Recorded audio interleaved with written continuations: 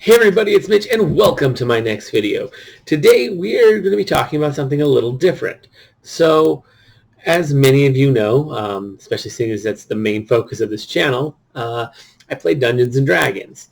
And as I'm sure everybody knows, considering it's kind of a big deal right now, at least at the time of recording, that we got a little bit of a pandemic on our hands and it's difficult to meet up in person, which can be a bit of a problem when trying to play Dungeons and Dragons.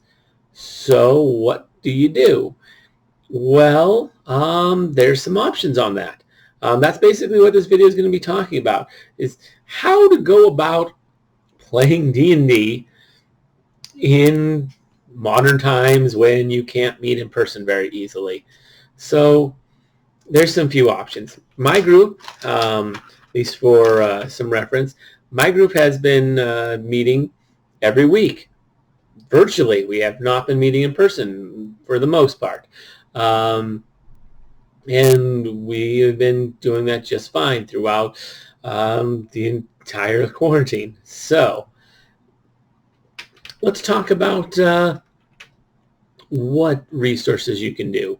Well, first off, I play from literally right here. This is exactly where I play from.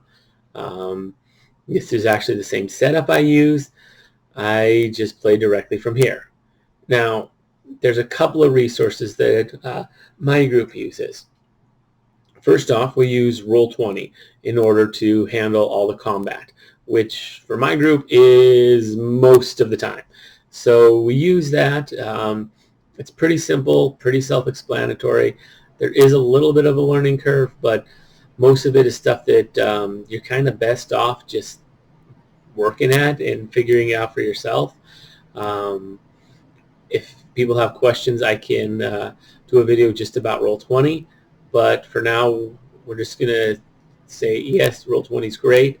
It has a lot of really good options. You have your DM. The DM has their own personal screen where they can build the dungeon and the map and all that fun stuff. The players have their own screens, which they see different stuff than what the DM does, potentially. The DM can make it so you see the same fairly easily, but there's ways that you can hide stuff, and that's easy to do. There's actually a number of different ways you can do stuff, because there's multiple different layers. There's the token layer, which is the only one players have access to, and they only have access to things the DM lets them have access to. Then there's the map layer, which no one has access to except for the DM. And then, although both those layers are visible to the player, and then there's the GM layer. And the GM layer, the players can't see at all. It's completely hidden. And also the DM can hide whatever areas of the map that they don't want to be visible. So it's pretty good for that. I mean, it could be better, but it's pretty solid. It would take a fair amount of work in order to improve it. So it's pretty good for what it is. So, especially seeing as it's free. You can pay for other things, like if you want to use premium assets, then you can do that. But you can always just import your own. So it's just more time consuming. But if you want to just use like built-in like miniatures, then you can do that. Then you can pay for that, but you don't really need to. It's also got music built in. I don't use that personally, but there's a lot of stuff you can do. I haven't touched like half of it, but I don't think. I don't know. I might have. Anyways, so Roll20, really great for the combat side of things. It's not the best for role play, because for when you're doing out of combat, I mean, you can, but at that one, you're better off just not using resources, really, and just doing it all just, theater of the mind, at least in my opinion. Now, as for out-of-combat stuff and for just in general, now Roll20 does have the ability to video chat. I don't use that on there. What I do is I use Google Hangouts. I personally really like Google Hangouts. It can allow, I believe, up to 8 people, which has been enough for all my groups. It's been pretty close on a couple of them, but or on my group, it's fairly close, but it works. So we're all in the same Google Hangouts call, and we just chat and play the game. I mean, it's about as good as you can get without being in person. I personally like it. There's plenty of other stuff out there, I'm well aware. You could probably do it over Zoom if you wanted, in all honesty, but I'm personally not a big fan of Zoom, so I just don't use it if I can avoid it. Let's see. So yeah, Google Hangouts, it's great. So we use Google Hangouts and Roll20 to do a nice combination. I used to have 2 monitors before my laptop crapped out on me. So I'd have my laptop monitor that would have like all the guys on it, and then I'd have a second monitor that was that had Roll20 on it. So I was able to see both and work with both, and I found that pretty nice.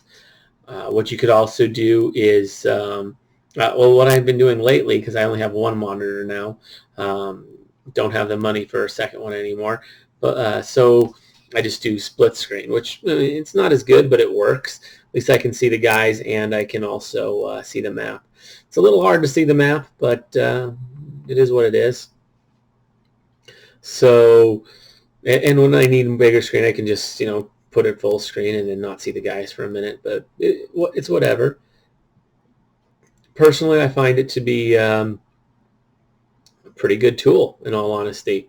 So yeah, now Roll20, it does have a built-in dice roller, so that's really handy. I also just happen to have just a ton of dice just lying here. Like, I mean, that's just one. There's like a whole handful of them. See, I got a lot of them. Yeah, that was just a handful. I got way more than that, but I just happened to keep them there. They've been sitting on my little desk here for a while now. So yeah, that's one way to do it. I personally find it to be one of the better ways. I know some people are starting to meet up in person again, and my group does a little bit, and have a couple of the guys come over, usually just 1 or 2, and it is what it is. But yeah, so that's how we've been handling playing, continuing to play despite having to social distance. So I mean, it works.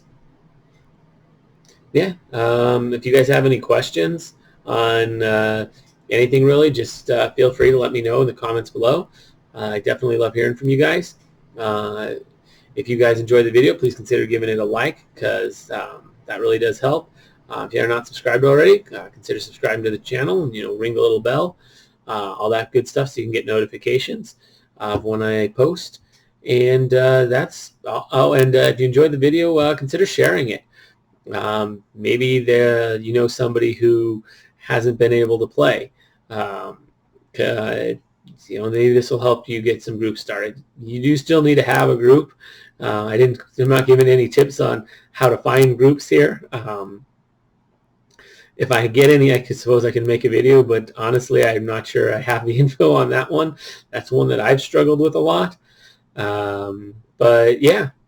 If you know anybody who has a group but hasn't been playing, maybe this will give them some ideas on how to actually start playing. Anyways, that's all I really have to say for now.